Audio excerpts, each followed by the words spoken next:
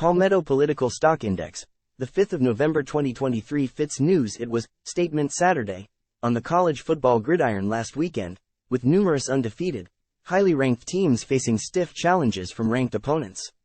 More than a dozen teams are currently vying for spots in the upcoming college football playoff, CFP, and 5 of those programs faced top 25 opponents in pivotal showdowns on Saturday.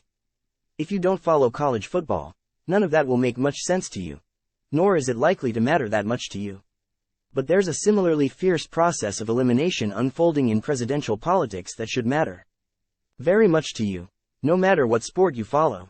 After all, trillions of our tax dollars are at stake, along with essential liberties, secure borders, and our status as the leader of what used to be called the free world. Like championship football teams on a collision course, America's former president, current president, and a gaggle of would-be presidents are careening toward a similar date with destiny in January 2024, as the first ballots of the next presidential race are scheduled to be cast right around the same time the next college football national champion is crowned. FITSNews founding editor Will Folks and political columnist Mark Powell compile the Palmetto Political Stock Index each week to assess the status of the presidential race, among other political developments. We follow the rising and falling fortunes of individuals and institutions on the national stage, as well as the interplay of state and national politics in our early voting South Carolina home, which hosts the quadrennial, first in the South, Republican presidential primary, and the first in the nation, Democratic primary, and which features a pair of its home state candidates in the 2024 GOP presidential race. Got a hot stock tip for our consideration? Email Will here or Mark here. Just make sure to include Palmetto Political Stock Index in the subject line. Remember, our index is simply an assessment of how our subjects fared over the past 7 days. Positive reports don't reflect endorsements, and negative ones aren't indicative of vendettas. We just call him like we see him. Also, just because your least favorite politician didn't wind up on this week's report doesn't mean we aren't still tracking them. Look for them in upcoming editions. And, of course, you can check prior installments to see how we've covered them in the past. The former president is pushing the political stratosphere with many GOP voters. As of press time, his average at both 538 and Real Clear Politics was pushing. Not only that, but there's so much space between him and the rest of the pack you could dive a pair of aircraft carriers between them. Seriously, former South Carolina governor, and Trump's first United Nations ambassador, Nikki Haley, is taking a victory lap these days, bragging to every TV camera she can find about how she is surging, her favorite word, into second place. And she is. But what Haley leaves out is that even after her recent uptick, she still trails Trump by a jaw-dropping. Trump is sounding more and more like a nominee in waiting than a regular candidate. He has retooled his stump speech accordingly, focusing on the race to come, not the current competition in name only. In the new version, he largely ignores leading rivals Haley and Ron DeSantis, wisely, but still insists on making the juvenile put-downs garnished with junior high school level nicknames, unwisely. What's different is a new section where he goes directly after Joe Biden. And he's landing blows exactly where it hurts Biden most. Consider this recent zinger. When I came into office, Iran had $70 billion in exchange reserves, its piggy bank for terrorists. By the time I left, they had nothing. They were broke. The Iranian regime could barely afford to keep the lights on. Sadly, crooked Joe Biden surrendered my tough sanctions. Iran once again has over $70 billion to finance terror, and Israel is paying the price in blood. Time equals 400 ms, greater than translation. Biden is weak, I am strong. And a majority of GOP voters are buying it. Much can happen between now and next July's Republican National Convention in Milwaukee. For instance, what if Trump is convicted in one of the myriad criminal cases he's facing? Could we see a presidential campaign waged from inside a prison cell? Don't laugh, it's happened before. Socialist Eugene V. Debs got 914,191 votes in 1920 while doing time in the Atlanta federal pen. Heading into the holiday season, however, Trump's lead just keeps growing larger while his taillights grow ever smaller for the opponents in his wake. Time equals 400 ms, greater than poor Biden. He just can't keep from falling into potholes he dug himself. Consider the current Israel-Hamas war. The terror group's barbaric surprise onslaught had barely stopped last month when he felt the need to personally insert himself into the crisis. He hopped on Air Force One and hightailed it to the Mideast, where he made a big show of his full-throated support of Israel. Biden also pushed a massive aid package linking billions in new military assistance for Israel with more funding for America's failed proxy war in Ukraine.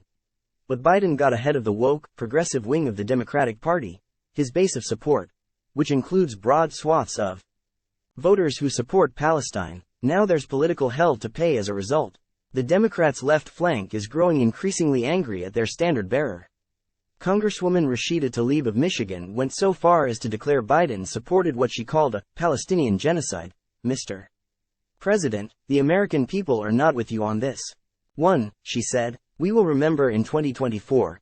That pressure is causing Biden to fine-tune his position. He's now calling for a pause, his word, in the fighting to allow more Palestinian civilians to flee Gaza.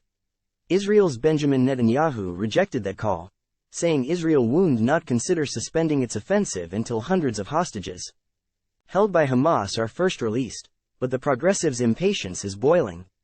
Early last week, pro-Palestinian protesters interrupted U.S. Secretary of State Antony Blinken's testimony at a Senate hearing by shouting, "Murderer," and tossing fake blood.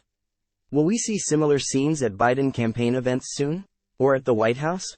Time equals 400 ms, greater than as of this writing. The scene unfolding in Washington, D.C. certainly point to such a possibility.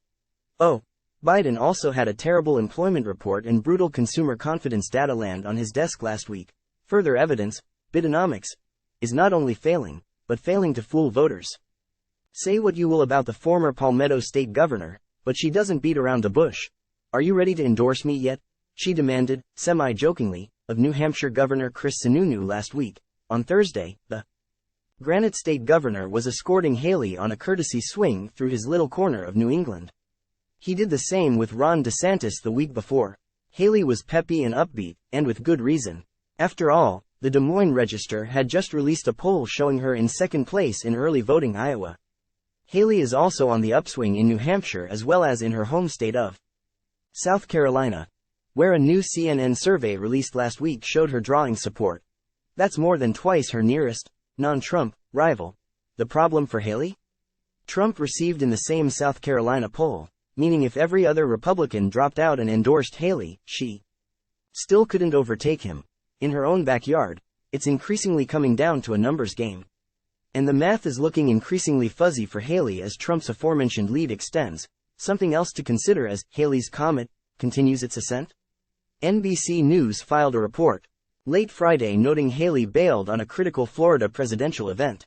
Her excuse? Undisclosed, family reasons. While this media outlet has seen nothing to suggest cause for concern for her campaign, several sources indicated there was chatter about Haley's absence amongst the GOP establishment donor class, which seems poised to throw its support behind her candidacy. Time equals 400 ms, greater than it's been a slow, steady decline for the Florida governor. After watching his strong starting position last winter give way in the spring, and then completely melt under the blazing summer sun, the autumn of DeSantis' discontent has seen him starting to lose steam on his home turf. Last week, U.S. Senator, former Florida Governor Rick Scott announced he was throwing his support behind Trump.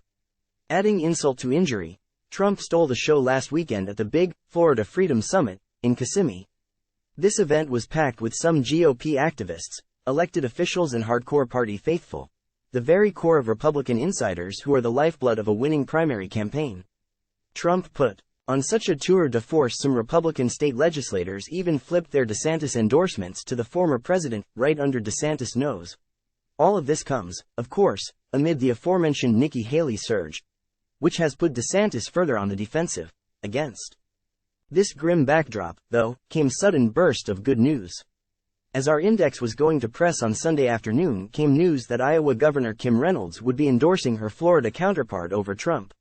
Reynolds is set to make the announcement official at a rally in Des Moines on Monday evening.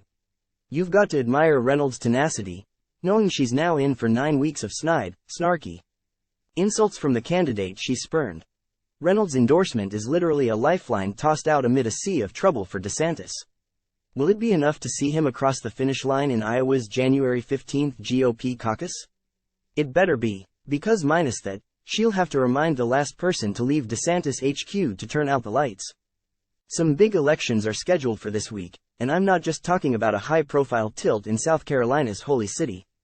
Folks in Kentucky, Mississippi, and Louisiana will be choosing their governor. No surprises are expected, but in an environment as turbulently volatile as the one in which we find ourselves, who knows for sure? Victorious parties like to crow about their wins afterward, but these off-year contents rarely are harbingers of things to come. They are the very embodiment of Tip O'Neill's famous observation that all politics is local. Seriously, is a swing voter in Baton Rouge's decision to vote for a certain gubernatorial candidate an indicator of how they will vote for president next year? Hardly. Yet this is worth noting. 538's analysis of 38 special elections held around the country this year, as of September, showed solid Democratic turnout, with the party outperforming partisan lean by an average of 10%. Time equals 400 Ms. greater than long the masters of rules for thee, but not for me. Rich liberals are increasingly voting with their feet. Creating pseudo-socialist utopias has left many blue states groaning under massive and mounting tax burdens to pay for that brave new world. And that has uber-wealthy increasingly fleeing to places where the bite to their personal bottom line isn't so big. Time equals 400 Ms. greater than Amazon founder Jeff Bezos is the latest to pack up and flee the left coast for Florida, where the tax rate and sunny skies are more welcoming. He made a slobbering sentimental post on Instagram announcing it last week. Seattle, you will always have a piece of my heart, he gushed, but Florida will now have Bezos investment portfolios and bank accounts. And the loss will hit the Emerald City's coffers hard. Former Google chairman and CEO Eric Schmidt likewise said so long to Silicon Valley and put down roots in Miami earlier this year, leaving taxpayers in California to make up for the financial difference. Time equals 400 Ms. greater than. So when a flyer that boldly announced, Starbucks Workers United stands with Palestine, started racing through social media at the speed of light recently, people at every point along the political spectrum took notice. We condemn the occupation, displacement, state violence, apartheid, and threats of genocide Palestinians face, the flyer noted. Furthermore, we condemn Starbucks for shamefully using this devastating humanitarian crisis to make false statements against our union and to vilify us. Starbucks responded to the union's outrage by lawyering up and dragging the matter into federal court. The coffee behemoth received hundreds of complaints from customers and other members of the public for supporting Hamas, court documents tut-tutted. Which, incidentally, Starbucks does not. Starbucks Workers United doubled down on October 20th, blasting out via X, formerly known as Twitter, that its members stand in solidarity with the Palestinian people's right to self-determination. For good measure, it threw in that it opposes violence, adding its membership includes Jews, Muslims, and Palestinians. As of this writing, the post had received more than views and was pushing likes. That represents a lot of cups of coffee. For its part, the company issued a statement early on in this Donnybrook saying its leaders unequivocally condemn these acts of violence and disagree with the statements and views expressed by Workers United and its members. Workers United's words belong to them, and them alone, the coffee giant added. Time equals 400 Ms. greater than. To recap, a handful of union members think the Palestinian people are good, and the retail giant that pays their wages is not only bad but somehow connected to a crisis half a world away. Said big business is angry that its name is being sullied, and the aforementioned Gen Zers and millennials making up the lion's share of the Democratic Party's woke, progressive faction are being called to the barricades to oppose all those perceived to be opposed to the Palestinian cause, even if that means giving up their beloved cup of joe. Anyway, if you spot a 20-something at work with the shaky hands of someone going through caffeine withdrawal, you'll know why.